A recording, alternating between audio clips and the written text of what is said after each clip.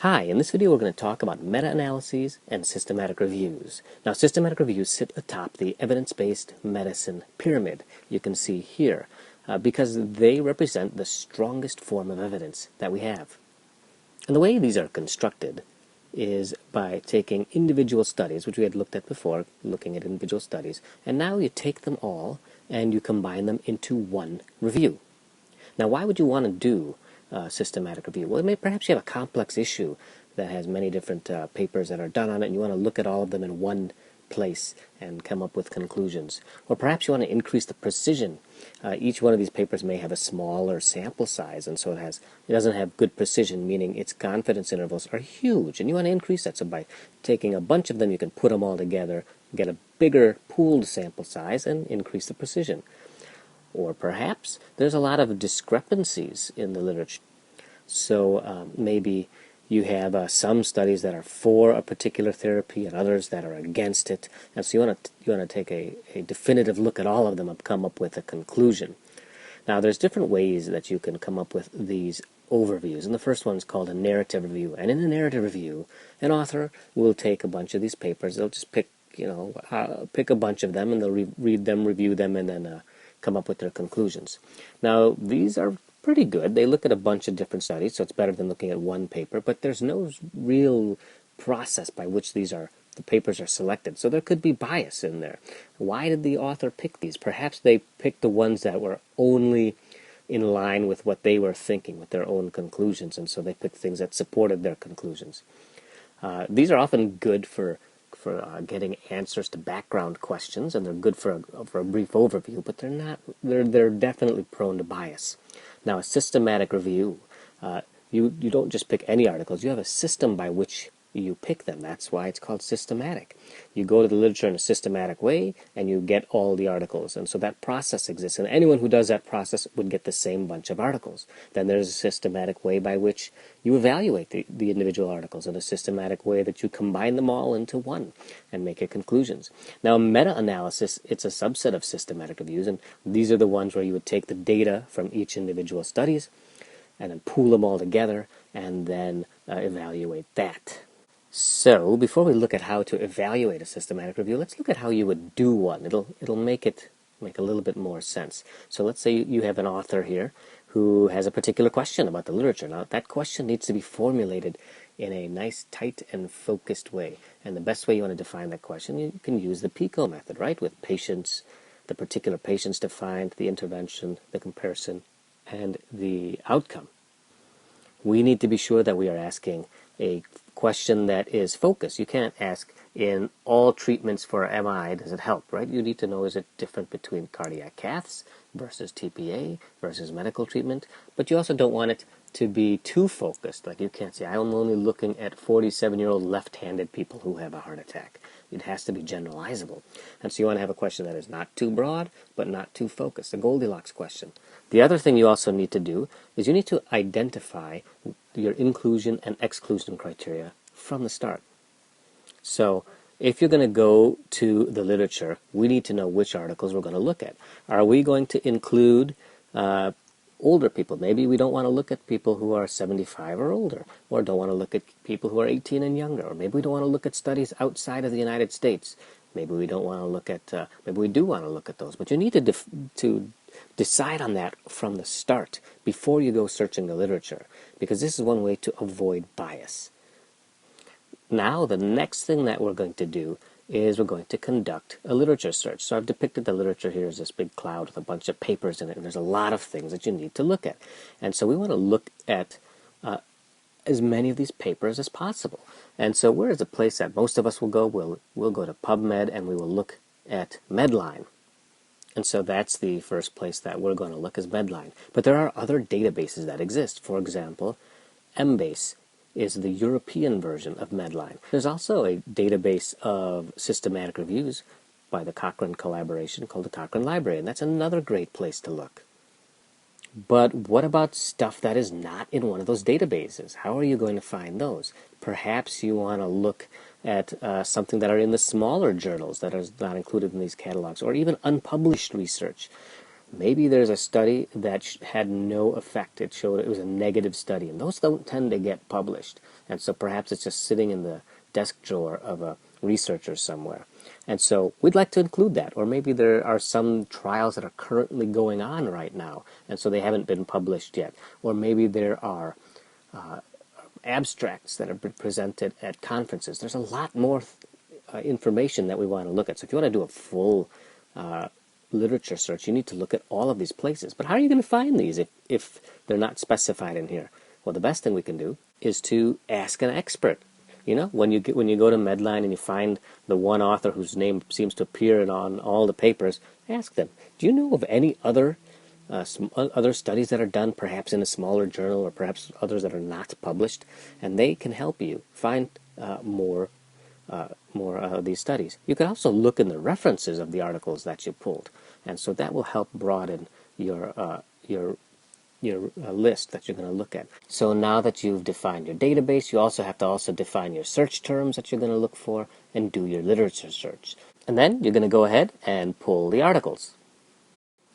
So after having supplied the search terms, you get a bunch of articles, and you first start by reading the abstracts and applying the inclusion and the exclusion criteria. Perhaps we said we're only going to look at articles that took place in the United States from the year 2000 and forward, and so one of them was from 1996, so you would get rid of that one. There's another one from 2003, but it was in Canada. Maybe you want to get rid of that one. And so then you decide which ones you want to keep or not.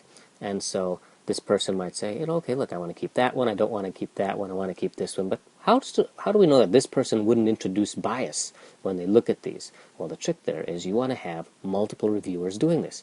So let's say this person looks at the article and this person looks at this article. And if they both say keep it, you keep it. If they both say get rid of it, you get rid of it. But what if there's disagreement? What if one says keep and one says get rid of it?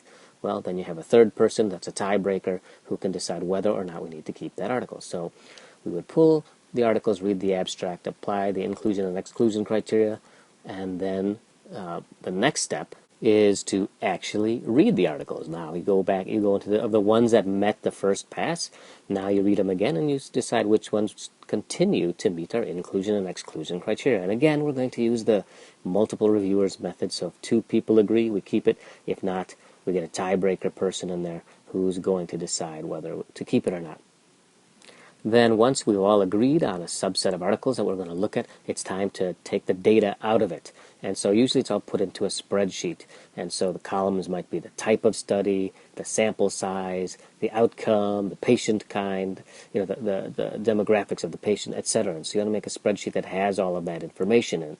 And it's usually presented as a table in the articles as well. And again, you're going to want to make sure that there's multiple people doing this so that there is consistency and that we know that this person isn't introducing bias, nor is that person, but we're all doing it, and there is inter-rater agreement there. And then the final step that we're going to do is you're actually going to conduct the analysis, and then what I've drawn here is actually what's called a forest plot, and so each one represents the point estimate and the confidence interval for each one of the articles that we pulled. And so you can look at these and then you make your judgments and you make your conclusions. And so this is how we would complete a systematic review. Now let's look at how we would evaluate a systematic review.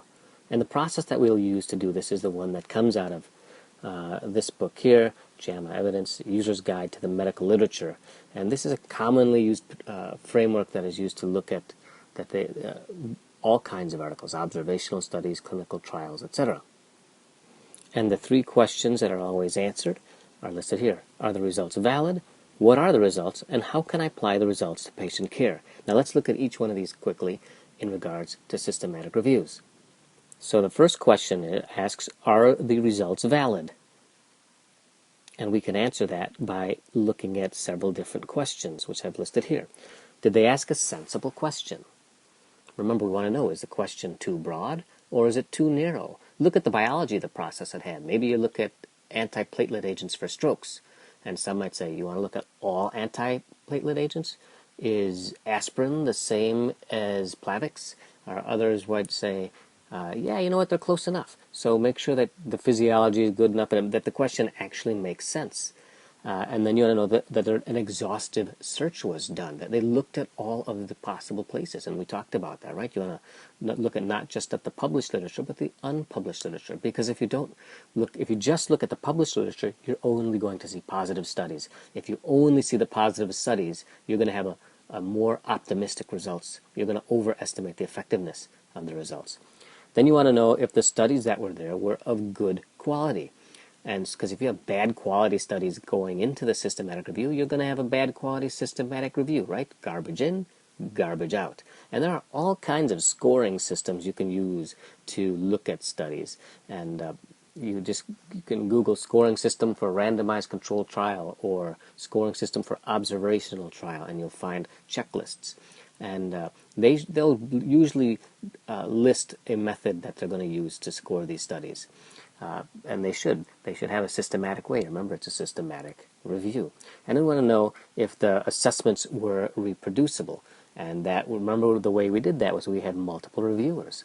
And that the one reviewer assesses a study of a certain degree of quality, so does the second one, but if they disagree, then we have the third person in there. And how are they assessing it? Well, they're using that checklist that we looked at before, right?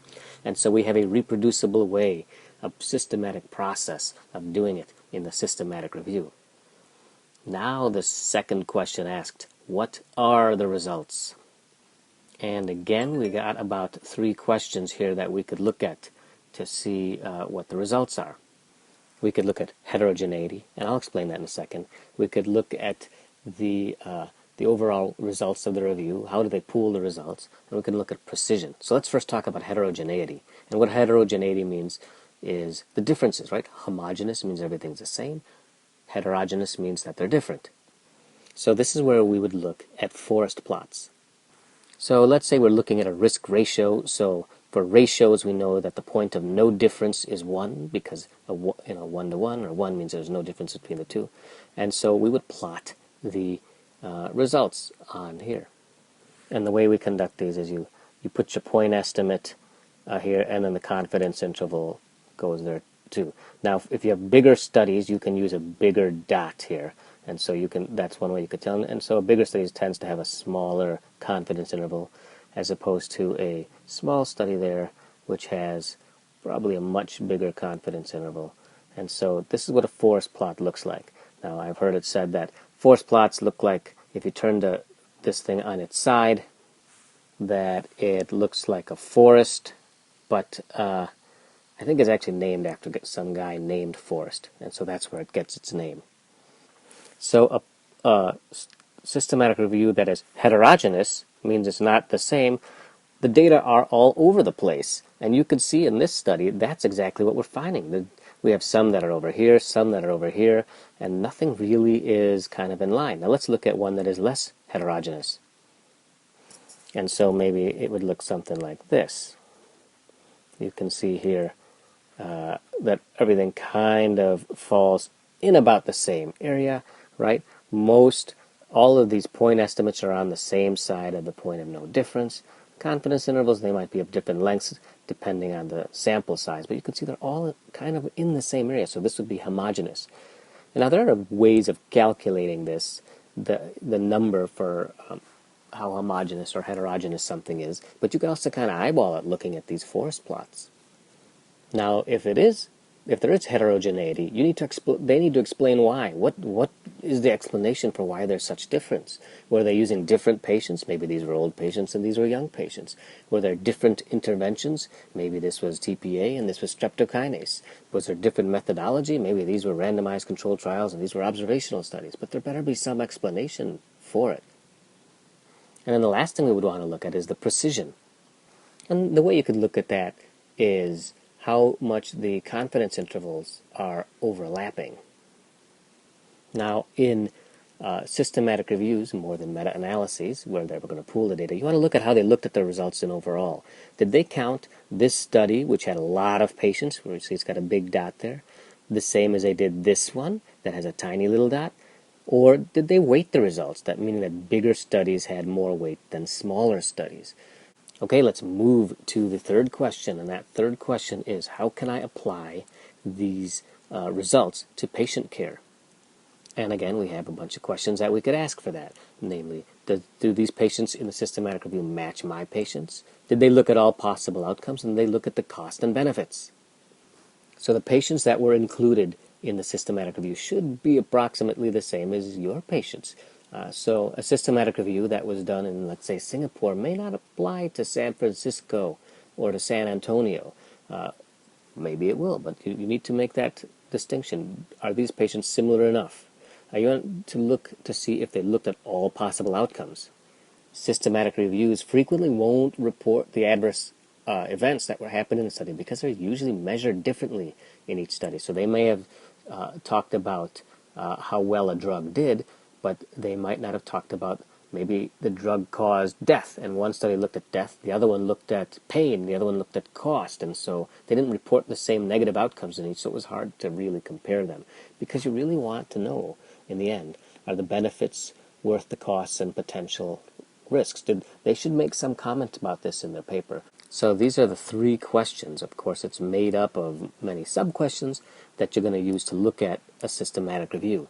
And if you do an internet search and look for the Center for Evidence-Based Medicine, I believe this is out of Oxford, the University of Oxford, they have a bunch of critical appraisal tools that you could use, basically checklists that step you through this entire process. They have a systematic review critical appraisal tool. Be sure to check out this. There's a lot of great resources here at cebm.net. So this ends this talk on meta-analyses and systematic reviews. Remember, they sit atop the evidence-based medicine pyramid, and so they're very powerful. So if you can find these, go for them, and just be sure to know how to evaluate those. All right. See you in the next video. Bye.